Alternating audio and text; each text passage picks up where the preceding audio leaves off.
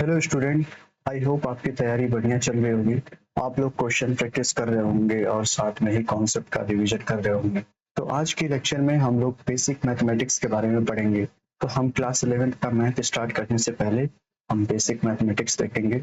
जो बच्चे क्लास 10 से क्लास 11 में आए हैं उनका एक बार रिवीजन हो जाएगा और आप इसको देख लीजिए, अच्छे से देखिए। इस पे क्वेश्चन प्रैक्टिस करने की जरूरत नहीं है, बस आपको एक बार गो थ्रू मैं करा दूंगा ताकि आपको जो प्रीवियस ईयर आपने कॉन्सेप्ट पढ़े हैं वो सब आपको याद है। तो हम बेसिक मैथमेटिक्स में पढ़ेंगे, नंबर सिस्टम पढ़ेंगे, इंडाइसेस पढ़ेंगे, डिविजिबिलिटी टेस्ट पढ़ेंगे, रिमाइंडर एंड फैक्टर थ्योरम, ये सब पढ़ेंगे।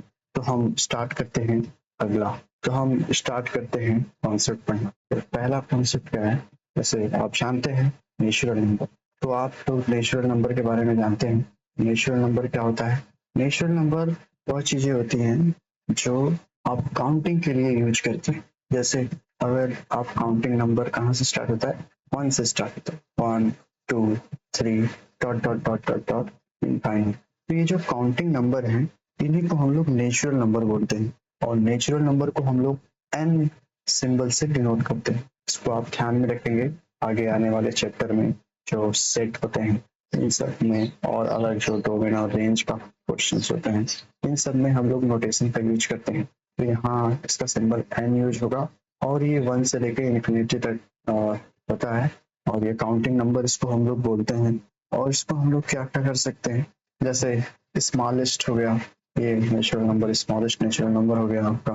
और आपसे इसमें देख सकते हैं इन्फिनिटी तक गया है तो इसमें एक कोई डेफिनिट लार्जेस्ट नंबर नहीं है, तो इसका कोई लार्जेस्ट नंबर नहीं होता है। और आप इसको एडिशन मल्टीप्लिकेशन में यूज करते हैं, ये सब बेसिक है। तो आप लोग इसके बारे में जानते होंगे। तो हम बढ़ते हैं अगले नंबर की तरफ। दूसरा नंबर क्या है? Whole number. तो होल नंबर क्या होता है? होल नंबर में आपका होता है natural number plus zero, zero plus natural number. तो ये हो गया आपका zero, one, two, three, dot dot dot dot infinity. तो ये जो जीरो होता है एक एडिशनल चीज होता है होल नंबर में। तो आपका स्मॉलेस्ट नंबर जीरो हो गया और उसके बाद चलता जाएगा। अगर आप बोलेंगे 1.5 है होल नंबर या नहीं है, तो नहीं, ये क्या होता है? जीरो और उसके बाद नेचुरल नंबर। नेचुरल नंबर क्या है? Counting number. हम 1.5 को काउंटिंग नंबर में नहीं यूज करते, तो ये होल नंबर नहीं है ना नेचुरल नंबर। तो ये हो गया होल नंबर। तो हम आगे बढ़ते हैं, अब देखते हैं इंटीजर के बारे में। तीसरा क्या है? इंटीजर। तो इंटीजर आप क्या करेंगे, इसका एक अपग्रेडेड वर्जन। तो आप इसको एनालॉगी के तौर पे बोल सकते हैं positive natural number, negative natural number and zero. ये जो होता है आपका हो गया इंटीजर। जैसे minus infinity dot dot dot dot dot minus two minus one dot zero dot one dot to dot dot dot infinity. ये हो गया आपका इंटीजर हो गया। तो इंटीजर को आप ऐसे कर सकते हैं। तो हम आगे बढ़ते हैं अगले कॉन्सेप्ट की तरफ। जैसे कि एक कॉन्सेप्ट होता है ऑड एंड इवन का, इवन एंड ऑड नंबर। इसके बारे में आप जानते हैं। ऑड जो होता है आपका 2n+1 के फॉर्मेट में होता है आपका, और इवन क्या होता है? 2n के फॉर्मेट में होता है। तो आप इसका एक एग्जांपल ले सकते हैं, जैसे 1 हो गया, 3 हो गया, डॉट डॉट डॉट आगे तक जाता रहेगा। ये जो n स्टार्ट होता है आपका जीरो से स्टार्ट होगा, अगले नंबर तक रख सकते हैं। होल नंबर होता है, इवन नंबर हो गया आपका। इवन नंबर होल नंबर का एक सबसेट होता है। तो इसके बारे में आप जानते रहिए। और इसके साथ साथ आप इवन और ऑड नंबर का जो ऑपरेशन होता है उसके बारे में भी आप जानेंगे। जैसे ये इवन नंबर है, इवन को अगर हम इवन में ऐड कर दें तो जो नंबर आएगा वो भी इवन ही रहेगा। अगर हम इवन को ऑड में ऐड कर दें तो ये नंबर क्या हो जाएगा? ये भी नंबर ऑड रहेगा। जैसे यहाँ पे 2 हो गया, यहाँ पे 3 होगा, ये 5 आ गया। तो आप इवन और ऑड इन दोनों का कोई भी दो है, इसमें से कोई एक इवन है कोई एक ऑड है, तो इसका जो एडिशन आएगा हमेशा ऑड।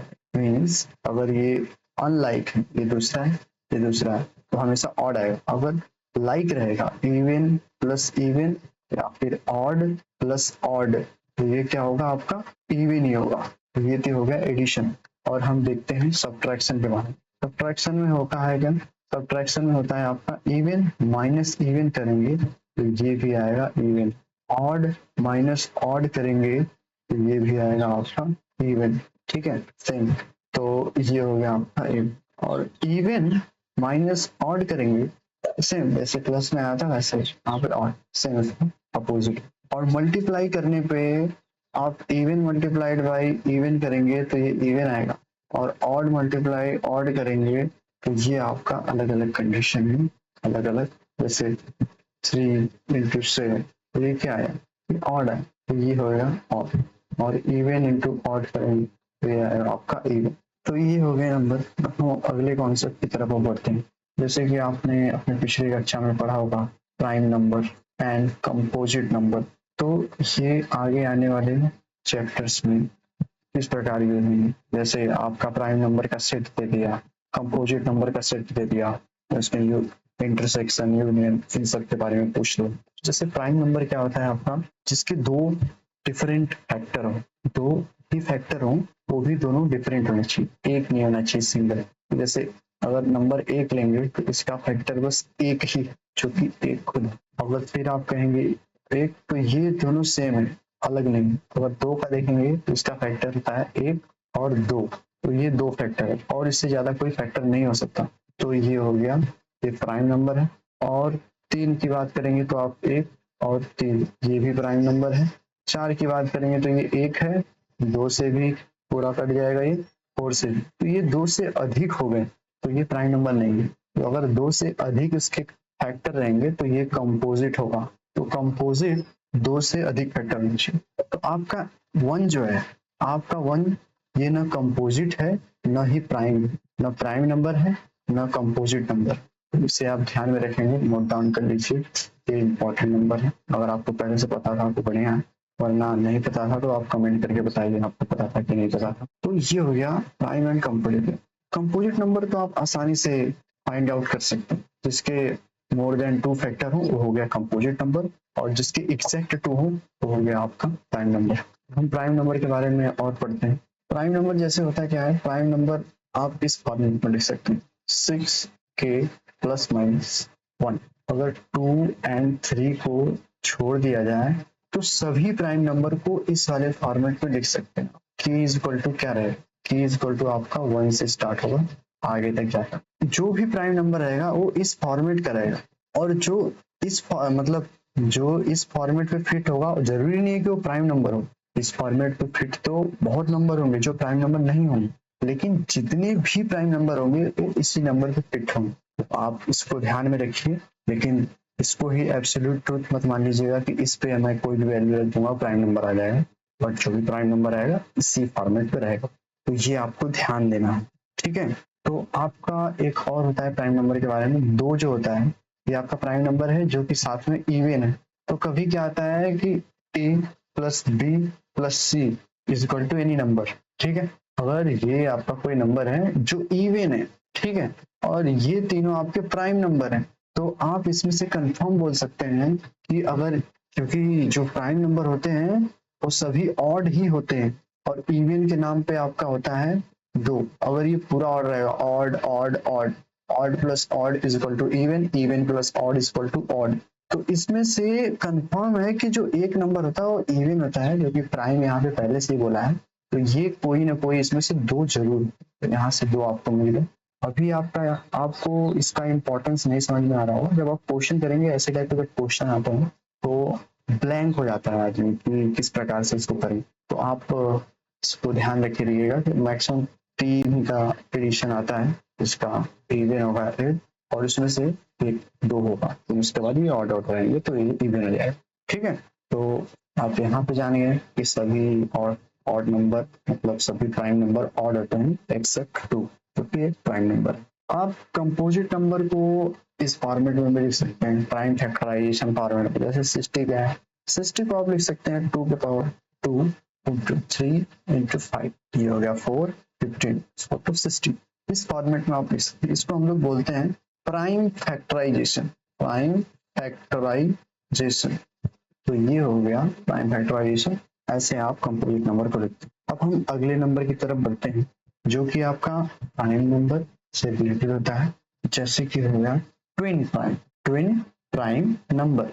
ये ट्विन प्राइम नंबर जो होता है, ऐसे प्राइम नंबर होते हैं जैसे a, b, ये एक ट्विन प्राइम नंबर रहेंगे जब a and B both belongs to prime number and difference of AB is equal to 2, तो कंसेक्यूटिव रहने चाहिए।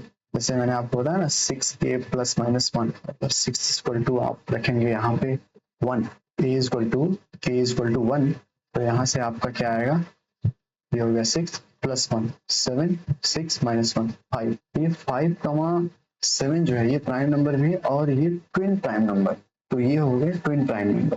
ट्विन प्राइम नंबर क्या होते हैं, ये कंडीशन आपको मैच करानी है, तो ये हो गया आपका ट्विन प्राइम नंबर। और इससे ही मिलता जुलता एक और कॉन्सेप्ट आता है को प्राइम नंबर। तो को प्राइम नंबर आप कंफ्यूज मत होइएगा इन दोनों में। जैसे को प्राइम नंबर क्या होता है ना, a comma b is a coprime number when HCF of a comma b is equal to 1। इन दोनों के बीच का जो HCF होगा वो 1 है। A and B may be or may not be prime number, इसमें कोई कंडीशन नहीं है कि ये प्राइम होना चाहिए या नहीं होना चाहिए, बस इसकी एक ही कंडीशन है कि इसका HCF 1 होना चाहिए, तो ये को प्राइम नंबर। जैसे दो कंसेक्यूटिव नंबर अगर ले लें, कोई भी दो कंसेक्यूटिव नंबर 5 एंड 6, इसका HCF एक ही आता है, कोई भी दो कंसेक्यूटिव नंबर लेंगे तो उसको आप बोल सकते हैं को प्राइम नंबर, क्योंकि उसका HCF हमेशा बना। और दो प्राइम नंबर तो होंगे ही, दो कंसेक्यूटिव प्राइम नंबर होंगे, या फिर दो कंसेक्यूटिव प्राइम क्या, कोई भी दो प्राइम नंबर होंगे, ये भी हो गया। और दो ऑड नंबर भी लेंगे आप, ऑड नंबर जैसे हो गया ये 5 और हो गया 7, या फिर हो गया ये 9, ये 11, ये लेंगे तो आप इसमें लिख सकते हैं कॉन्सेक्यूटिव, ठीक है, और odd consecutive odd 2n plus 1 2n plus 3 इस टाइप का, ठीक है। और प्राइम नंबर के पेयर, अगर प्राइम नंबर के पेयर होंगे तो ये को प्राइम नंबर हो सकता है, क्योंकि इसका HCF 1 है। तो ये कॉन्सेप्ट हो गया को प्राइम नंबर का और ट्विन प्राइम नंबर। तो हम आगे बढ़ते हैं, अब देखते हैं रेशनल और irrational number. Rational number and irrational number. Irrational number, तो जैसे कि आप जानते होंगे रेशनल नंबर क्या होता है। रेशनल नंबर होता है P/Q फॉर्मेट, और Q not is equal to 0 होना चाहिए and P and Q integer होना चाहिए, ठीक है। समटाइम जब आप क्लास 10th में प्रूव करने वाला क्वेश्चन जो आता है √2 को आप प्रूव कीजिए कि इरेशनल है, तो उसमें आप ये भी बोल देते हैं P एंड Q आपका को प्राइम होना चाहिए। तो जो यहाँ पे को प्राइम नंबर बोलते हैं 2/3, जैसे कि आप सिंपलेस्ट फॉर्म जानते होंगे, तो सिंपलेस्ट फॉर्म जैसे होता है 2/3, तो यहाँ पे 2 एंड 3 ये को प्राइम नंबर, और यही को प्राइम नंबर की बात कर रहा है जो आपने क्लास 10th में √2 को प्रूव करते हुए किया है। तो इसकी ही इक्विवेलेंट होता है आपका 4/6, तो ये भी आपका हो गया रेशनल नंबर है, बट ये सिंपलेस्ट फॉर्म में नहीं है, तो ऐसा होता है। और इरेशनल की अगर हम बात करें तो इरेशनल क्या होता है, जो नंबर रेशनल नहीं होगा उसे इरेशनल बोलते हैं, मीन्स उस नंबर को हम लोग P/Q फॉर्मेट में नहीं लिख सकते, होता है इरेशनल नंबर, ठीक है। तो अब हम देख लेते हैं इरेशनल रेशनल किस किस कंडीशन में हो सकता है। जैसे अगर कोई डेसिमल है, अगर वो रिपीटिंग होता है, रिपीटिंग एंड नॉन रिपीटिंग, ठीक है, रिपीटिंग हो सकता है, रिपीटिंग नहीं होगा तो नॉन रिपीटिंग होगा। और फिर उसके बाद टर्मिनेटिंग होता है, टर्मिनेटिंग होगा या फिर टर्मिनेटिंग नहीं होगा, टर्मिनेटिंग होगा या फिर टर्मिनेटिंग नहीं होगा, टर्मिनेटिंग नहीं होगा तो नॉन टर्मिनेटिंग।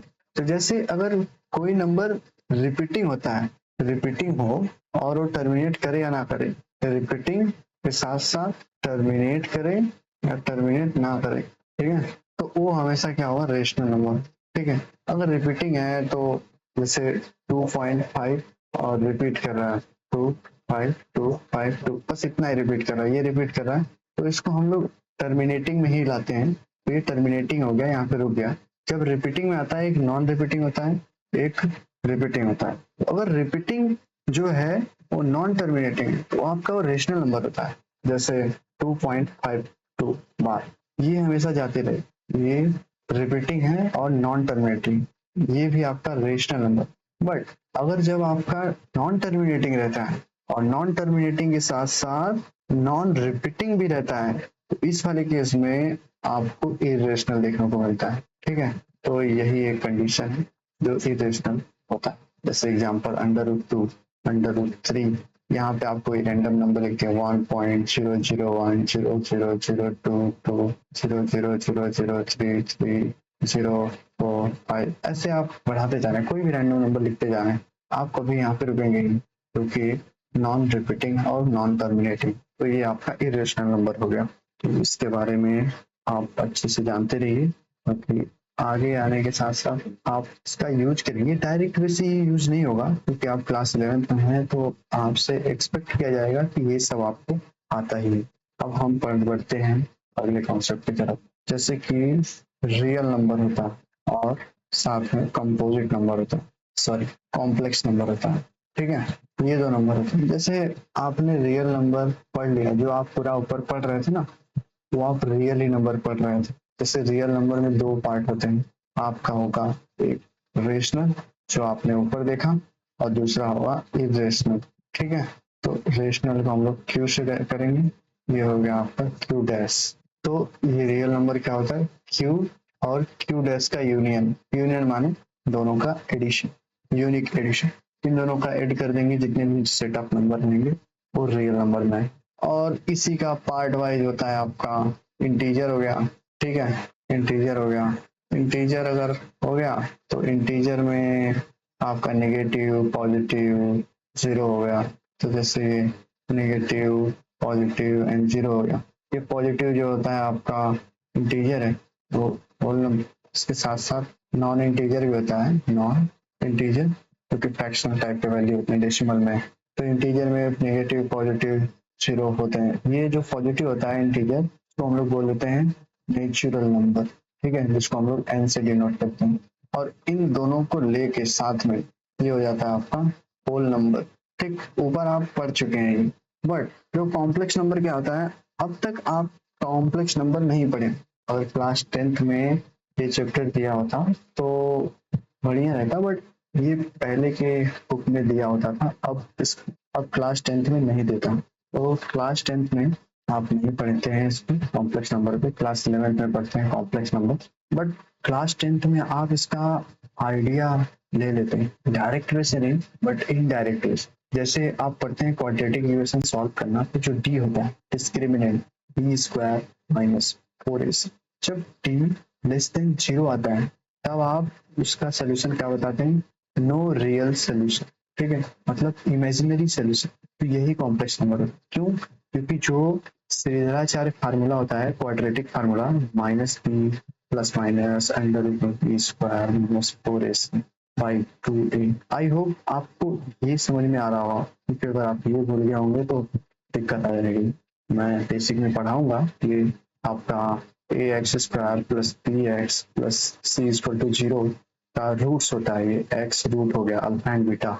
तो ये जो होता है आपका, ये डिस्क्रिमिनेंट हो गया। डी अगर लेस देन जीरो आएगा तो अंडर रूट में निगेटिव हो गया, मान लीजिए नेगेटिव 5 हो गया। तो ये नंबर रियल नहीं होता है, ये इमेजिनरी होता है, जिसको हम लोग कॉम्प्लेक्स नंबर बोलते हैं। ठीक है, और यहाँ पे एक नोटेशन आता है जिसको -1 अंडर रूट -1 को हम लोग आई बोल देते हैं, आयोटा इसको बोलते हैं। तो ये क्या हो जाएगा, under root 5 is nothing but under root -1 multiplied by i. तो ये हो जाएगा आपका आई आई आई आयोटा। ठीक है, ये हो गया आपका कॉम्प्लेक्स नंबर। और कॉम्प्लेक्स नंबर जैसे मैंने बताया रियल नंबर से अलग होता है। और कॉम्प्लेक्स नंबर को हम लोग इस फॉर्मेट में लिखते हैं, a प्लस आई बी। ये हो गया आपका रियल पार्ट, ये हो गया आपका इमेजिनरी पार्ट, पूरा इमेजिनरी पार्ट। ठीक है, तो ये कॉम्प्लेक्स और रियल नंबर की स्टोरी हो गई। तो हम बढ़ते हैं अब आगे, लॉ ऑफ इंडाइसिस। तो लॉ ऑफ इंडाइसिस भी आपने क्लास 10th में पढ़ रखा है। मैं आपको पर गो थ्रू करवा देता हूँ, ताकि जब आप क्लास 11 का चैप्टर पढ़ें तो आपको कुछ प्रॉब्लम क्रिएट ना करे ऐसे कॉन्सेप्ट जो होते हैं। तो जैसे आप क्लास 10th में पढ़े होंगे a⁻0 इक्वल टू 1। ठीक है, लेकिन जब आप क्लास 11th में आए हैं तो यहाँ पे इसको बहुत केयरफुली यूज करना पड़ेगा। यहाँ पे इसकी डोमेन पता करनी पड़ेगी कि ए क्या क्या हो सकता है। तो ए जो है जीरो नहीं हो सकता, और जीरो के सिवा कुछ भी हो सकता है, तब ये आएगा 1। ठीक है, और जीरो के power x is equal to क्या हो, जीरो। और यहाँ पे भी आपको पता करना पड़ेगा क्या नहीं हो सकता है, जीरो के बराबर नहीं हो सकता। तो ये ऐसा क्यों नहीं होता है? जैसे मैं आपको बता रहा हूँ, यहाँ पे 0 के बराबर क्यों नहीं होता है, यहाँ पे ये भी 0 के बराबर क्यों नहीं होगा? क्योंकि जैसे अगर यहाँ पे है ये रहा, अगर इसकी पावर 0 रहा तो ये इस पूरे को 1 की तरफ लेके जाएगा, 1 की तरफ टेंड करेगा, ठीक है। और यहाँ पे अगर 0 रहा, जैसे 0/0 होता है, ये वाला पावर वाला 0 इसको 1 की तरफ टेंड करेगा, लेकिन जो बेस वाला 0 है इसको ये 0 की तरफ लेके जाएगा। तो यहाँ पे एम्बिग्यूटी आ जाएगी कि 0 करें या 1 करें। तो 0/0 जो होता है, 0 ये नॉट डिफाइंड, मतलब आपका इनडिटरमिनेट फॉर्म में आता है। आप जब लिमिट पढ़ेंगे चैप्टर, आप इसके बारे में डिटेल में पढ़ेंगे। तो यहाँ पे आप ये जानते रहिए, ये दोनों हो गया इंडाइसेस बारे में। और सेकेंड इंडाइसेस क्या होता है, a the power minus m equal to 1/a power m, ठीक है। और same a power m multiplied by a power m equal to a power m plus m। अगर ऐसा दिया हो तो ऐसा लिख सकते हैं, ऐसा दिया हो तो ऐसा लिख सकते हैं, ठीक है। तो आप दोनों लिख सकते हैं। आप क्वेश्चन में जब यूज करेंगे तो आप जरूरी नहीं है कि इसके इक्वल ही यही लिखें। कई बच्चे इसको बस ऐसे समझते हैं कि इसके बराबर यही लिख सकते हैं, ये आएगा तो ब्लैंक हो जाते हैं। ऐसा नहीं करना है, गलती आपको बेसिक आपको मजबूत रखना है। आप JEE में और एडवांस की प्रिपरेशन कर रहे हैं तो आपको ये सब याद रखना पड़ेगा। ये सब छोटी छोटी गलतियां करेंगे तो प्रॉब्लम क्रिएट करेंगे आगे जाके। तो ये हो गया आपका। अब हम a power m upon a power n देखते हैं। ये हो गया a power m minus n। कैसे होगा, ये a पावर m है मल्टीप्लाई 1/a पावर n, तो ये क्या हो जाएगा, a power m multiply a power minus n, ये वाला लग जाएगा। और ये दोनों अब फिर ये वाला फार्मूला रहेगा, ये हो गया, ठीक है। तो आप एक फार्मूले को दूसरे फार्मूले से रिलेट करते हुए पढ़िए ताकि आपको सब याद रहे अच्छे से। और अगला क्या होता है, a power m and whole power n equal to क्या हुआ, a power m into n। ये इसके इक्वल नहीं है, a power m power n, ये जो है अलग है ये, ठीक है। ये है आपका a पावर m के पावर n, m के पावर n है। पहले ये हल करेंगे फिर उसके बाद इसको सॉल्व करने का ट्राई करेंगे, ठीक है। और अगला क्या आता है, a power p by q means n by n। तो आप ये देखेंगे पहले आगे, a power 1/q multiplied by q है और p है, तो होगा a के power 1/q whole power p। तो ये हो जाएगा, ये a हो गया, p का p रूट हो गया और सॉरी q रूट हो गया और यहाँ p हो गया। इसको ही हम इस फॉर्मेट में लिख सकते हैं, a और p होल पावर 1/q, तो इक्वल टू होगा a द पावर p और ये हो जाएगा p सॉरी q रूट हो जाएगा। तो ये हो गया आपका पावर एंड इंडाइसेस, ठीक है। और हम कुछ स्पेशल इंडाइसेस को देख लेते हैं। आप लोग जानते होंगे ये अंडर रूट a है, a द पावर 1/2 होता है, क्यूब रूट 3a है, a द पावर 1/3 हो गया, ये हो गया 1/√a, ये हो गया a द पावर -1/2। ये सब इम्पोर्टेंट नहीं है बट आप इनको ध्यान में रखिएगा कि ऐसे पावर होती है, ठीक है। इसका मैं क्वेश्चन प्रैक्टिस वाला लेक्चर आगे ला दूंगा, अभी मैं थियोरी पढ़ा रहा हूँ। आप इन सब फार्मूले को नोट डाउन कर दीजिए अच्छे से अपने कॉपी में, ताकि बाद में जब रिवाइज करें तो आपको याद हो इसे। तो अब हम डिविजिबिलिटी के रूल पे चलते हैं। अगला कॉन्सेप्ट जो है तो डिविजिबिलिटी का। तो डिविजिबिलिटी को देखने से पहले हम पहले आगे पढ़ेंगे डिविजिबिलिटी होता क्या है, ठीक है। डिविजिबिलिटी माने किसी भी नंबर n है, इसको हम लोग डिवाइड कर रहे हैं a से, तो इसका जो रिमाइंडर होगा वो आपका आना चाहिए 0। रिमाइंडर कितना आना चाहिए 0। अगर रिमाइंडर 0 आएगा तो मतलब a पूरी तरह डिवाइड कर देगा, तो n जो है a से डिविजिबल, बस यही है डिविजिबिलिटी। तो अब हम डिविजिबिलिटी रूल पढ़ेंगे, अब 2 का डिविजिबिलिटी रूल पढ़ेंगे। तो 2 के लिए क्या क्या आना चाहिए, यूनिट डिजिट जो होता है, यूनिट डिजिट इवन आना चाहिए, इवन आना चाहिए। तो ये होगा 2 से डिविजिबल, जैसे 5 6 8 3। यहाँ पे देखेंगे यूनिट डिजिट क्या है 3, तो ये 2 से डिविजिबल नहीं है, ठीक है। अगर इसी को आप कर देंगे 5 6 8 4, तो यहाँ पे 4 देखेंगे 2 से डिविजिबल है, तो ये पूरा नंबर 2 से डिविजिबल हो, ठीक है। तो अब हम 3 से डिविजिबिलिटी चेक करते हैं। तो 3 से डिविजिबिलिटी चेक करने के लिए हमें पूरे नंबर जो है, डिजिट जो है यहाँ पे फर्स्ट सेकेंड थर्ड फोर्थ जितने भी डिजिट का नंबर है उन सब डिजिट को ऐड करना पड़ेगा। जैसे A B C D E है, हमें A plus B plus C plus D plus E को ऐड करना पड़ेगा। फिर उसके बाद हम लोग 3 से डिवाइड करेंगे अगर वो 3 से कम्प्लीटली डिवाइड हो जाता है तो ये टोटल नंबर भी कम्प्लीटली डिवाइड हो जाएगा 3 से। जैसे एग्जांपल लेता हूँ मैं 9 3 2 1, ये नंबर 3 से डिविजिबल है कि नहीं, तो यहाँ पे हम देखेंगे 9 + 3 + 2 + 1, ये हो गया 12 14 और 15, ये 15 है, 15 3 से डिविजिबल है तो ये नंबर भी 3 से डिविजिबल है। तो ये हो गया आपका 3 का डिविजिबिलिटी टेस्ट। अब हम देखते हैं 4 का डिविजिबिलिटी टेस्ट। तो 4 का डिविजिबिलिटी टेस्ट देखने के लिए हम जो 2 का डिविजिबिलिटी टेस्ट था उसको याद करेंगे। तो जैसे नंबर होता है कोई भी नंबर, तो हम लास्ट 2 डिजिट नंबर लेंगे।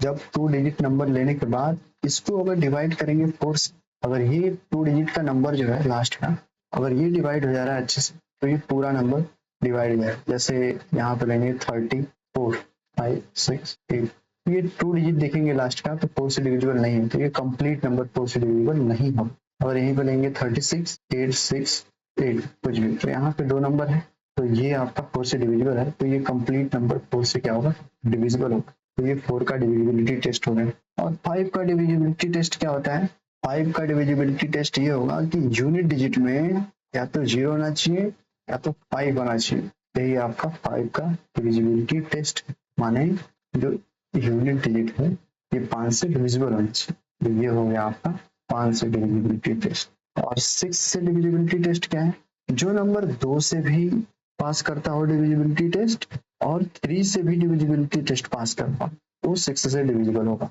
साथ नहीं होनी चाहिए 2 और 3। जैसे 6 क्या होता है 2 × 3, अगर कोई नंबर 2 भी रखता है 3 भी रखता है प्लस n ये रखता है मल्टीप्लाई n, तो ये n देगा तो ये क्या है 6 से डिविजिबल।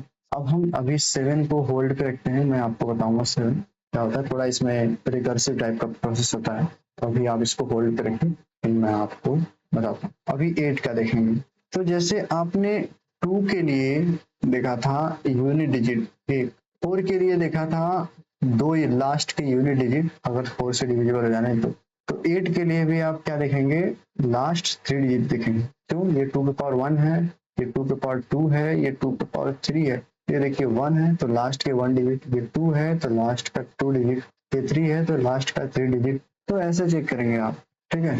ऐसे जैसे आप 3 का किए थे, पूरा डिजिट का सम 3 से डिविजिबल है तो पूरा नंबर 3 से डिविजिबल हो। ऐसे ही 9 का भी सेम है, अगर वो नंबर 3 से डिविजिबल है और 2 बार 3 से डिविजिबल है, माने 9 से डिविजिबल है तो वो नंबर भी 9 से डिविजिबल होगा, उसका एडिशन आपका होना चाहिए। जैसे 9 8 1, ये आपका 9 से डिविजिबल है कि नहीं, तो देखेंगे 9 + 8 + 1 = 18, तो ये 9 से डिविजिबल है तो इसका आ गया आपका रिमाइंडर 0, माने ये नंबर भी 9 से डिविजिबल होगा। और ये हो गया डिविजिबिलिटी टेस्ट। 10 से आप लोग जानते हैं। 7 का मैं बता देता हूँ।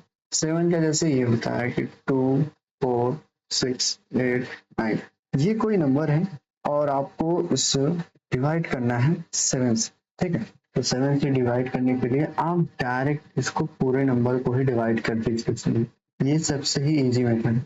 अदरवाइज जो इसका ट्रिक, डिविजिबिलिटी टेस्ट का जो ट्रिक है उससे आप जाएंगे तो इससे बढ़िया आप यही कर लेंगे, यही इजी पड़ेगा। क्योंकि हम लोग डिविजिबिलिटी टेस्ट जो कर रहे हैं, जो भी मेथडोलॉजी हम लोग अडॉप्ट कर रहे हैं वो आपका टाइम बचाना चाहिए, बट जो इसका मेथडोलॉजी होता है इसको प्रूव करने के लिए कि ये 7 से डिविजिबल है कि नहीं, ये फेल हो जाता है बड़े नंबरों में। बड़े नंबरों में माने फेल नहीं होगा, बहुत लेंदी हो जाएगा।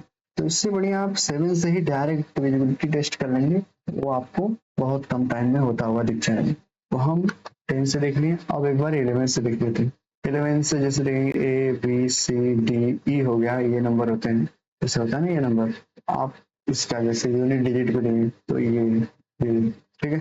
और इसी ऊपर वाला x हो गया, ये हो गया y, ऐड कर देंगे तो x = क्या हो गया A + C + t, y = क्या हो गया B + t। तो ये अगर x - y करेंगे आप, मॉड ले लेंगे, ये डिवाइड बाई 11 होगा, ये टोटल नंबर 11 से डिवाइड। और यही होता है क्योंकि आप घटा रहे हैं क्योंकि आप घटा रहे हैं अल्टरनेट, ठीक है। ये हो गया ओके। तो ये डिविजिबिलिटी टेस्ट हो गया 11 से।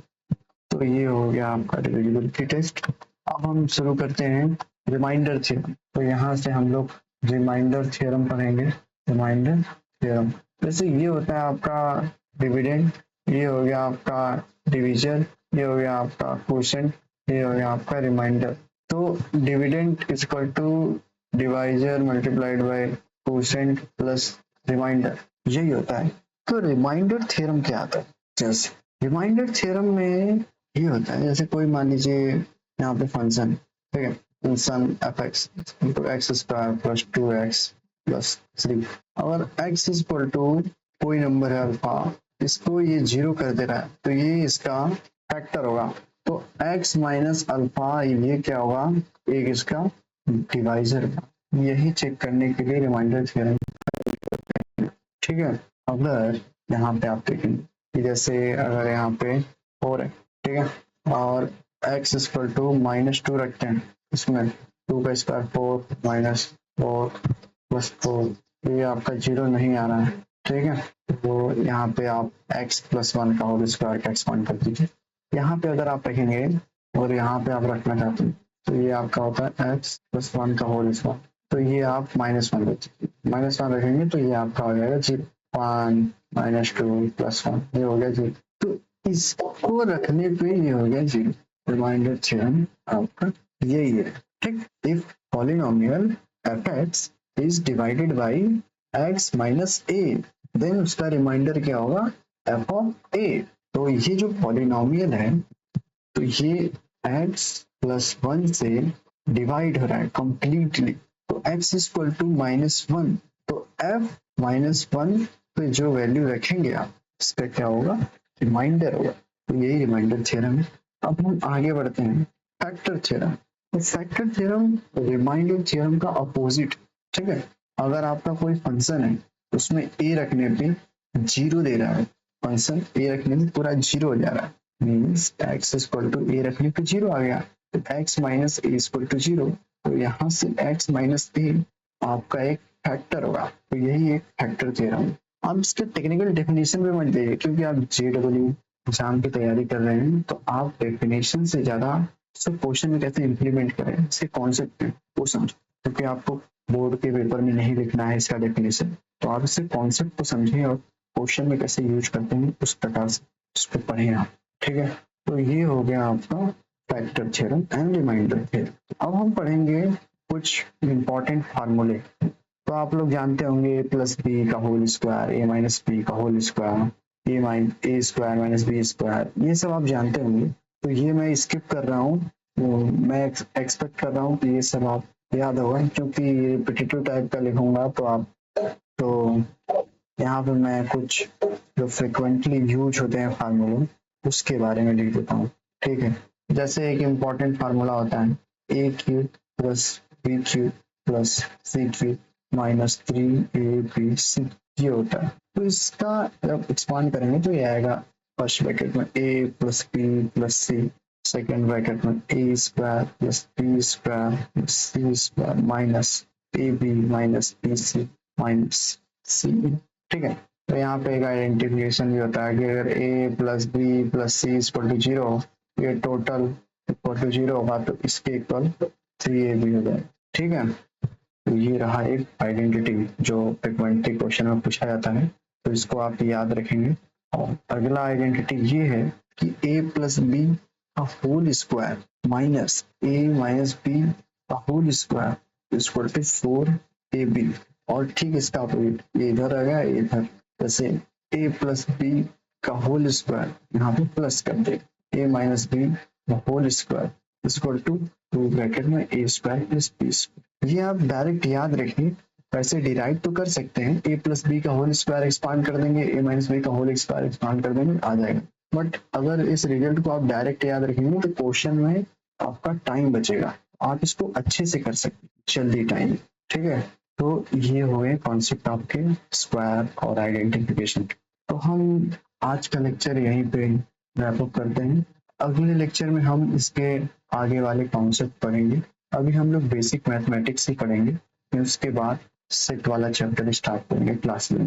तब तक के लिए आप क्वेश्चन प्रैक्टिस करते रहिए, प्रिपरेशन को अपने बुस्टअप कीजिए कॉन्सेप्ट समझ के, और वीडियो को लाइक एंड शेयर कीजिए, चैनल को सब्सक्राइब कर लीजिए ताकि अगला वीडियो आए तो आप उसको अच्छे से देख सकें और क्वेश्चन सॉल्व कर सकें। धन्यवाद।